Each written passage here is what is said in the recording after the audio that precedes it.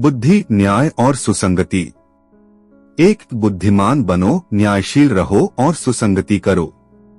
2, यही बौद्ध जीवन मार्ग है। 3, यदि कोई ऐसा मनुष्य मिले जो तुम्हारा वर्जने योग्य व्यक्ति से परिचय कराए, जो डांट फटकार की भी करे और बुद्धिमान हो, तो उस बुद्धिमान मनुष्य का उसी प्रकार अनुकरण करो जैसे छिपे खजाने को बताने वाले का। यह अनुकरण अच्छा ही होगा, बुरा नहीं। 4, जो उपदेश दे उसे शिक्षा देने दो, जो अनुचित है उसे रोकने दो, वह सज्जनों का प्रिय होगा, बुरे द्वारा उससे घृणा की जाएगी। 5, पाप कर्म करने वालों को मित्र मत बनाओ, नीच लोगों की संगति न करें, श्रेष्ठ मनुष्यों को मित्र बनाओ, शीलवान लोगों को मित्र बनाओ। 6, वह जो धर्मामृत का पान करता है, शांत मन के साथ सुख से जीवन व्यतीत करता है, श्रेष्ठ पुरुषों द्वारा उपदेशित धम्म में सदैव सुखी रहता है।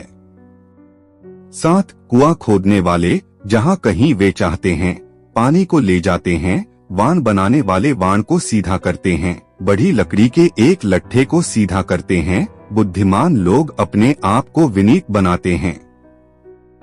8, जैसे एक ठोस चट्टान वायु के झोंके से नहीं हिलती, उसी प्रकार बुद्धिमान लोग निंदा और प्रशंसा से विचलित नहीं होते। 9, बुद्धिमान लोग धम्म सुन लेने के पश्चात एक गहरी, शांत और स्थिर झील के समान शांत हो जाते हैं। 10, सत्पुरुष निस्संदेह सभी परिस्थितियों में सावधानी से चलते रहते हैं, इच्छाओं की तृप्ति के लिए कभी मुंह नहीं खोलते हैं, भले ही सुख या दुख का अनुभव हो या बुद्धिमान लोग कभी भी खिन्न प्रतीत नहीं होते। 11, मूर्ख मनुष्य इसे जब तक शहद के समान मधुर समझता है तब तक पाप कर्म परिपक्व नहीं होता है, किंतु जब पाप कर्म परिपक्व हो जाता है तब मूर्ख दुखी होता है। 12, जब मूर्ख आदमी पाप कर्मों को करता है तो वह नहीं जानता कि मैं पाप कर्म कर रहा हूँ, किंतु वह पापी मनुष्य बाद में आग के समान स्वयं अपने दुष्कर्मों से जलता है। 13, जागने वाले की रात लंबी होती है, थके हुए मनुष्य का योजन लंबा होता है, सच्चे धम्म को न जानने वाले मूर्ख मनुष्य का जीवन लंबा होता है।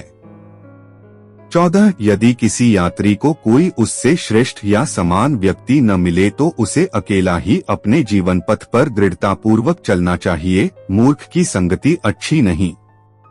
15, यह मेरा पुत्र है और यह मेरी संपत्ति है, इन्हीं विचारों के साथ मूर्ख दुखी होता रहता है, जिसका अपना आप ही अपना नहीं है, उसका कहाँ पुत्र और कहाँ संपत्ति। 16, जो मूर्ख अपनी मूर्खता को जानता है, कम से कम वहाँ तक वह पंडित है, किंतु जो मूर्ख स्वयं को पंडित समझता है, निस्संदेह वह एक मूर्ख होता है। 17, एक मूर्ख व्यक्ति भले ही अपने पूरे जीवन भर एक बुद्धिमान मनुष्य के साथ रहे तो भी तनिक भी सद्धर्भ को नहीं जान पाता, जैसे एक चम्मच सूप के स्वाद को।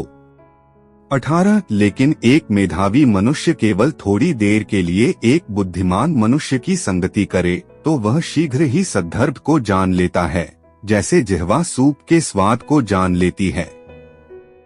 19, अल्प समझ वाले मूर्ख स्वयं अपने सबसे बड़े शत्रु होते हैं, क्योंकि वे ऐसे पाप कर्मों को करते हैं जिनसे कड़वे फल उत्पन्न होते हैं। 20, उस कार्य का करना अच्छा नहीं जिसके लिए आदमी को पछताना पड़े और जिसका फल रोते हुए आंसुओं से भरे मुख से भोगना पड़े। 21, वह कार्य अच्छा है जिसके कर चुकने के बाद मनुष्य को पछताना न पड़े और जिसका फल आदमी प्रसन्नता और प्रफुल्लता से भोग सके। 22, जब तक कि पाप कर्म फलित नहीं होता तब तक मूर्ख आदमी उसे मधु के समान मधुर समझता रहता है, किंतु जब यह परिपक्व होता है तब मूर्ख दुखी होता है। 23, छिपा हुआ पाप कर्म प्रकट होने के उपरांत जब मूर्ख के लिए दुख का कारण बनता है तब वह उसके उज्जवल भाग्य को नष्ट कर देता है, बल्कि उसके सिर के टुकड़े टुकड़े कर देता है। 24, झूठे यश की कामना, भिक्षुओं के मध्य वरीयता, विहारों में प्रभुत्व और अन्य लोगों के मध्य पूजायमान होने की इच्छा एक मूर्ख को छोड़ देनी चाहिए। 25, मनुष्य के बाल पक जाने से ही वह वृद्ध नहीं होता, उसकी आयु प्रौढ़ हो सकती है किंतु वह व्यर्थ बूढ़ा हुआ कहलाता है।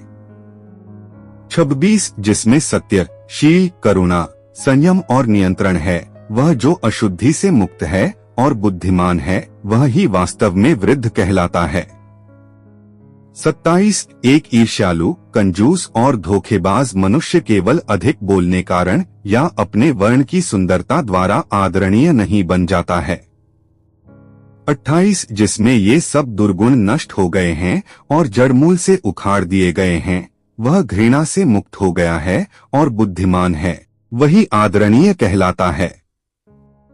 29 एक मनुष्य यदि वह किसी मसले को जोर-जबरदस्ती द्वारा पूरा करा लेता है, उससे वह न्यायशील नहीं माना जाता है, न वह उचित और अनुचित दोनों को पहचानता है। वह जो शिक्षित है और ऐसा हिंसा द्वारा नहीं बल्कि उसी धर्मानुसार दूसरों का मार्गदर्शन करता है, धर्मरक्षक और प्रबुद्ध होते हुए, वही न्यायशील कहलाता है। 30 एक मनुष्य केवल इसलिए विद्वान नहीं है क्योंकि वह बहुत बोलता है, जो धैर्यवान है, घृणा और भय से मुक्त है, वही विद्वान कहलाता है। 31 एक मनुष्य इसलिए धम्म का समर्थक नहीं है क्योंकि वह बहुत बोलता है। यदि उस मनुष्य ने थोड़ा सीखा है किंतु धम्म को सांगोपांग देखा है, वह धम्म का समर्थक है। वह मनुष्य कभी धम्म की उपेक्षा नहीं करता है। 32 यदि मनुष्य को एक विवेकपूर्ण एवं बुद्धिमान साथी मिलता है, जो उसके साथ यदि चले और मर्यादित जीवन व्यतीत करे, तो उस खतरे को पार करते हुए विचारशील रहते हुए वह उसके साथ सुखपूर्वक रह सकता है। बाबा साहेब डॉक्टर भीमराव अंबेडकर, तथागत बुद्ध, महामना ज्योतिबा फुले और सावित्रीबाई फुले, मान्यवर साहब कांशीराम, आरक्षण के जनक शाहूजी महाराज, संत कबीर और गुरु रविदास आदि महापुरुषों की पुस्तकें मंगवाने के लिए संपर्क करें Sanjay book centre, Shri Ganganagar, Rajasthan. Mobile number 8078609715।